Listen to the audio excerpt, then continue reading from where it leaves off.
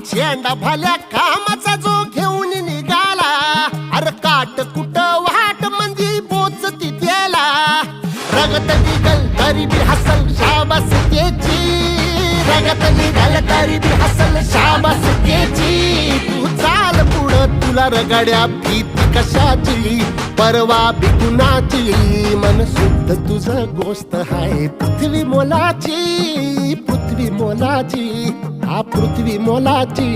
मन शुद्ध तुझं गोष्ट हाय पृथ्वी मोलाची. तू चाल पुढं तुला रगड्या भीती कशाची, परवा बी कुणाची.